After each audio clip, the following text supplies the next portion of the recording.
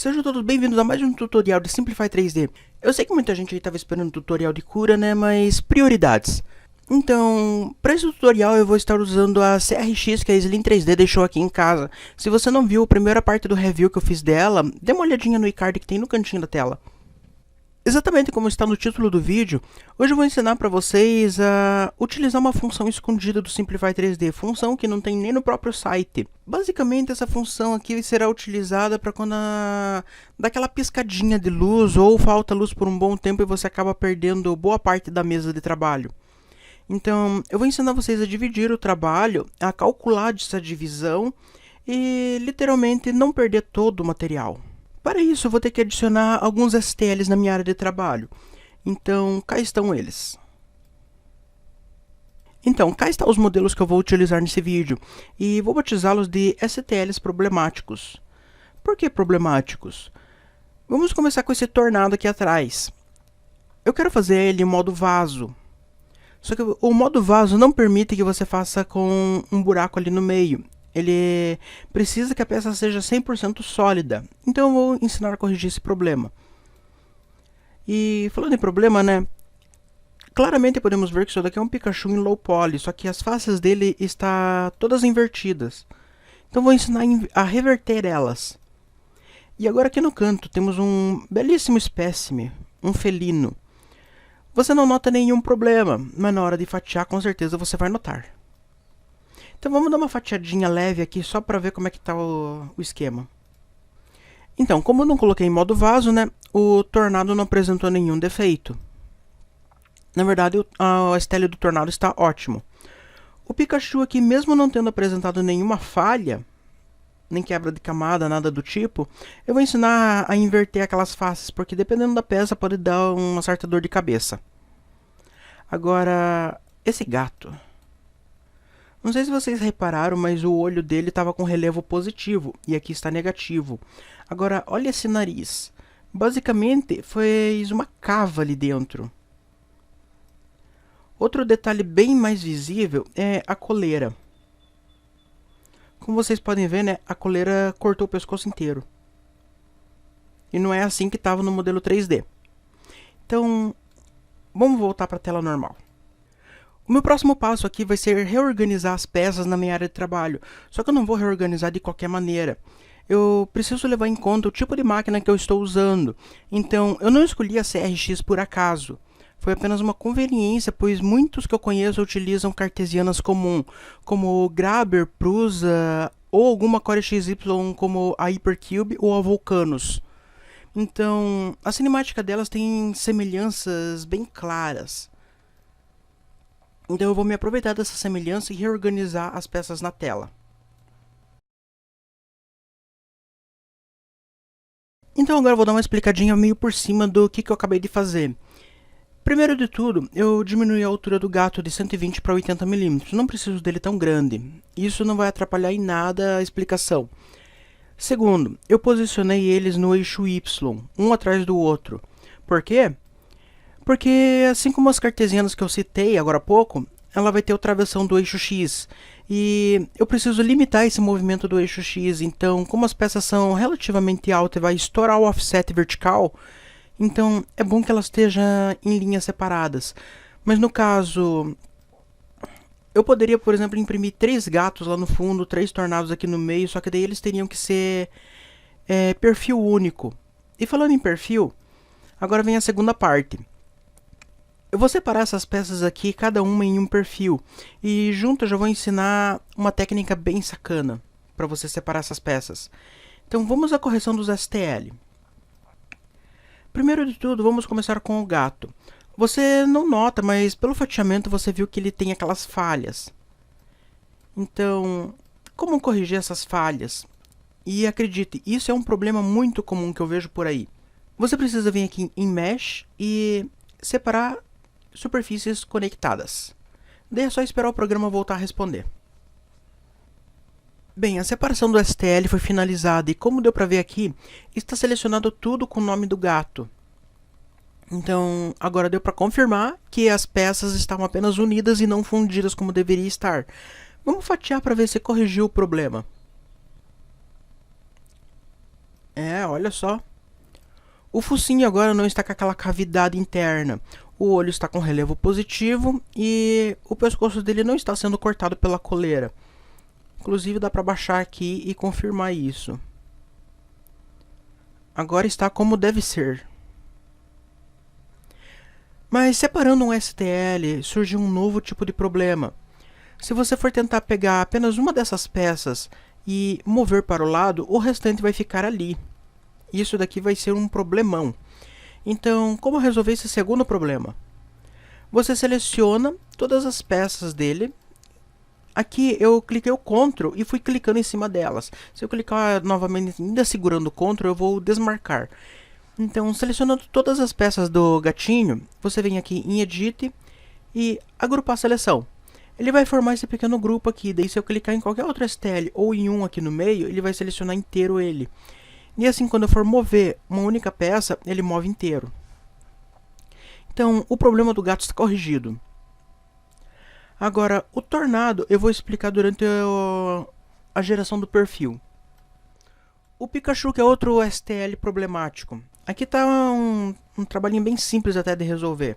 Aqui o esquema é o seguinte. Você vem aqui em reparar e inverter a orientação da superfície. Daí, como você vai ver, né, ele não modificou nada. Só que quando você mostrar o mouse em cima da peça, ele vai ficar mostrando esse tom de cinza. Então você vai escolher uma face qualquer uma, por exemplo, aqui do rabo, e você clica. Automaticamente ele vai inverter todas as faces do objeto. Isso é, se não for igual do gato, né, que tinha objetos separados. Mas no caso o Pikachu aqui não tinha nenhum problema no fatiamento, então não precisava ter feito isso. Agora, a próxima parte vai ser subdividir essas 3 peças, cada uma em um perfil. Então, para não ficar algo bem previsível, né? Vamos começar assim. Eu vou subdividir as peças primeiro o tornado, depois o gato e depois o Pikachu. Só para não ficar uma coisa muito sequencial. Então, vamos para o tornado. Vou aqui em processo 1, selecionar modelos e deixo apenas o tornado.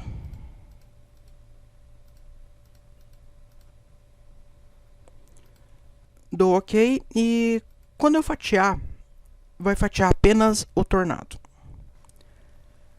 Agora, outra coisinha bem simples para você selecionar modelos num perfil.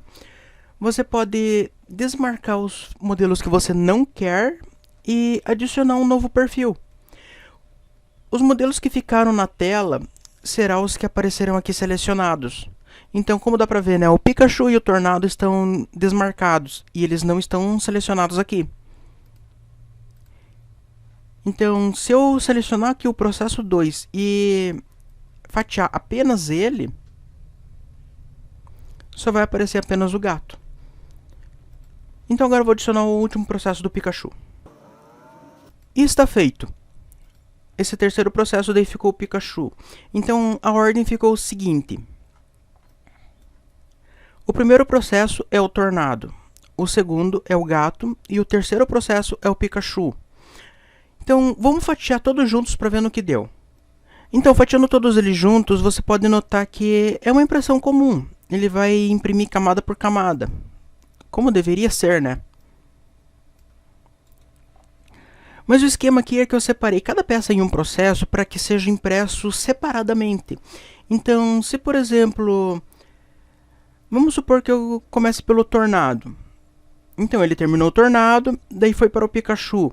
Na metade do Pikachu falta luz, ou dá algum problema na máquina e você perde a peça. Pensa assim, se tivesse todas as peças no mesmo perfil de fatiamento, você perderia a mesa inteira, todo o material iria para o lixo. E neste caso aqui, teria terminado primeiro o Tornado, e daí você teria perdido apenas a metade do Pikachu. Ainda não teria feito o gato. Vamos lá ver como é que se faz isso. Mas antes, tem o probleminha aqui no modo vaso. E por que eu estou adicionando o modo vaso aqui? Para mostrar que esse esquema serve para diferentes tipos de aplicações. Você quer imprimir um vaso, quer imprimir uma peça oca, quer imprimir uma peça com um fio mais resistente. Então daí você pode se aproveitar dessa técnica.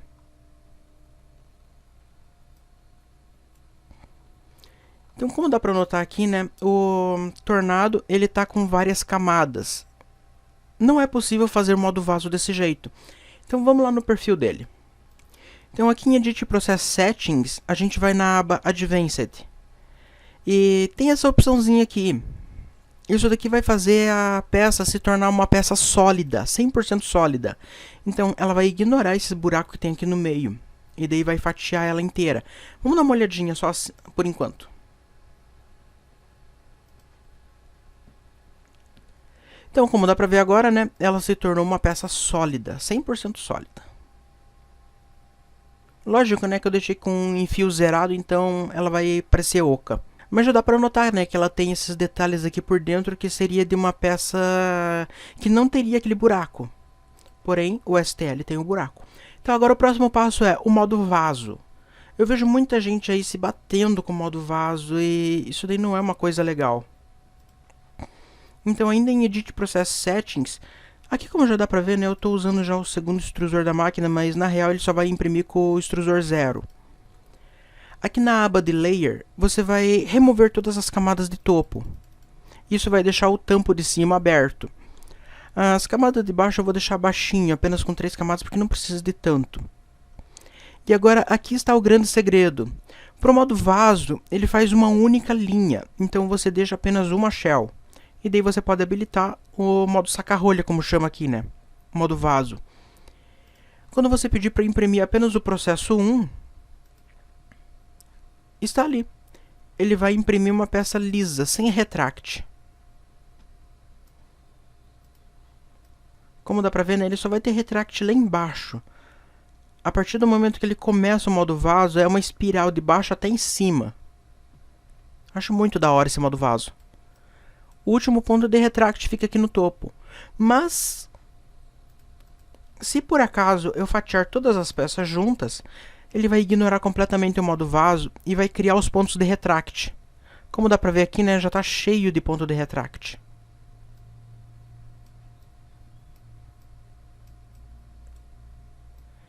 E daí, como você não tem nenhum script, né, entre uma peça e outra, ele vai formar essas linhas. Que ele não dá retract e vai fazer teias entre uma peça e outra. Isso daqui é um baita de um problema.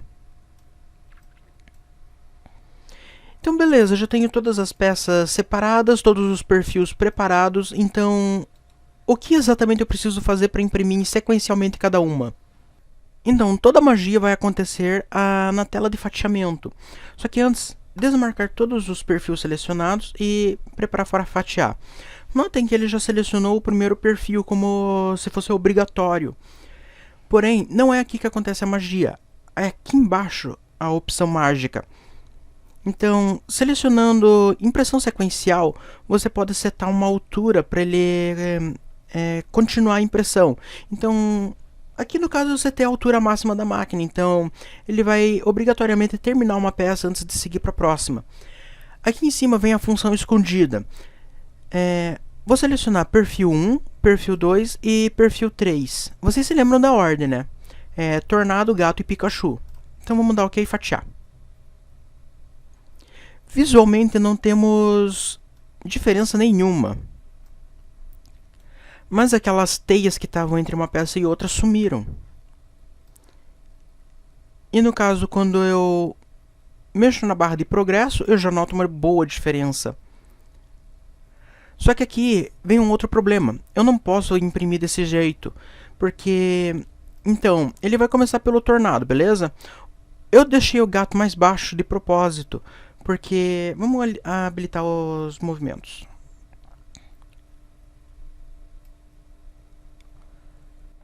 Olhem isso daqui.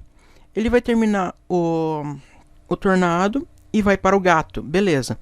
Quando terminar o gato, ele vai mover para o Pikachu, só que aqui não tem nenhum deslocamento acima das peças. Então, isso leva a crer que eu vou perder a impressão do tornado, porque a máquina vai passar por cima dele e vai destruir. Então, eu tenho que habilitar os perfis em uma certa ordem. Eu vou habilitar o perfil na seguinte ordem. Primeiro ele vai fazer o Pikachu, depois ele vai fazer o tornado e por último ele vai fazer o gato e finalizar com a mesa na frente. Notem que aqui primeiro ele está começando pelo Tornado, Gato e Pikachu. Então vamos lá. O Pikachu, no caso, é o meu perfil 3, beleza? Então vou selecionar ele e preparar para imprimir. Preparando para imprimir, eu vou selecionar o perfil 1, que é o Tornado, e depois o perfil 2, que é o Gato. Notem que a ordem já inverteu completamente. Dando OK, ele vai estar fatiado como se nada tivesse acontecido diferente. Porém, agora você consegue ver aquele pontinho lá em cima. Esse pontinho aqui é o toque final da impressora. Então ele vai empurrar toda a mesa para frente e o nozo vai terminar ali. Deixa eu habilitar aqui a Turride.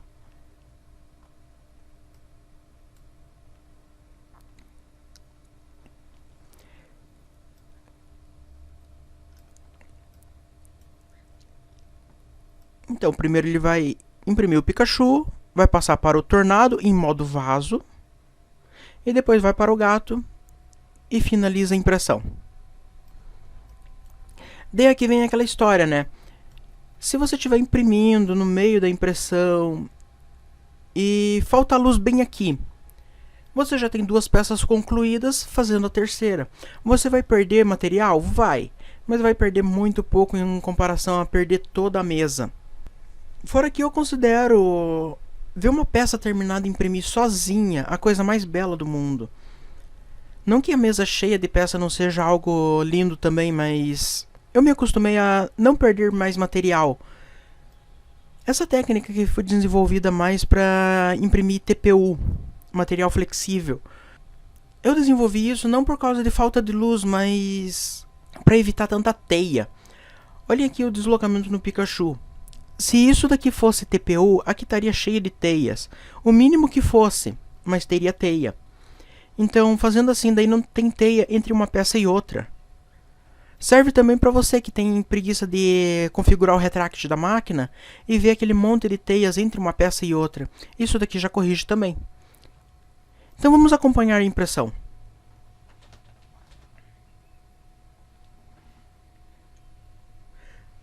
Já de cara dá para notar aquele lance que eu falei, né? Ele vai imprimir sequencialmente as peças, uma por vez. E como ele não vai passar de uma peça para outra durante a impressão, se falta luz eu não perco todas as peças. E também não vai ter o problema da teia entre uma peça e outra. Aqui no caso eu estou usando PLA, mas normalmente eu uso ABS, que tem menos problema ainda com teias. Bem, com a impressão terminada você pensa que o tutorial acabou? Acabou nada, inocente. Então, aqui tem um outro defeito também, que você vai ter que se acostumar a evitar. Vamos supor que eu tenha deixado o Tornado em camada 0.1, o Pikachu em camada 0.15.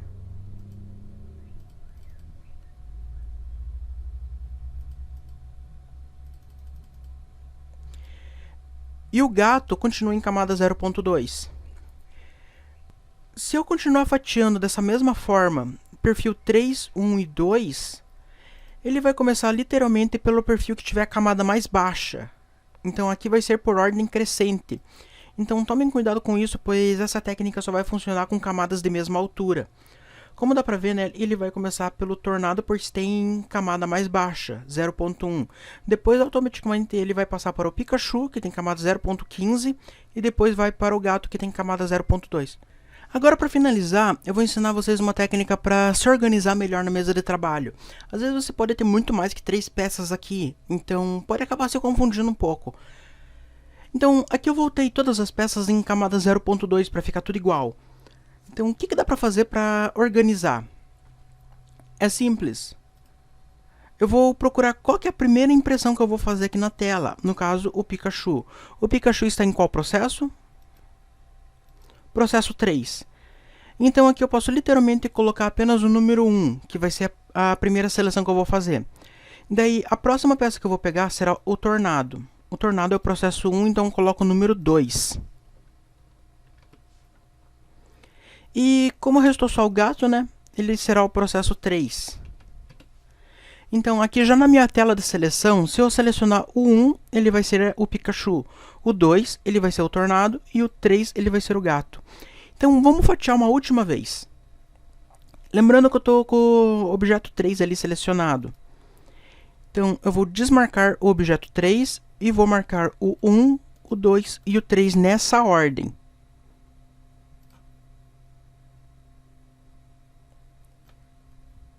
E como dá pra ver, né, ele começa pelo Pikachu, vai para o Tornado e depois para o Gato. Mas agora, se você é aquele tipo de rebelde, né, que não se importa com ordem, então vamos deixar 3, 2 e 1.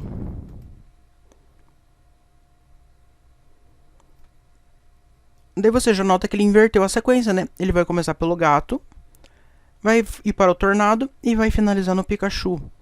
E se você, assim como eu, tem um script no final da impressão que traz a mesa para frente, olhe bem aquele pontinho lá no final.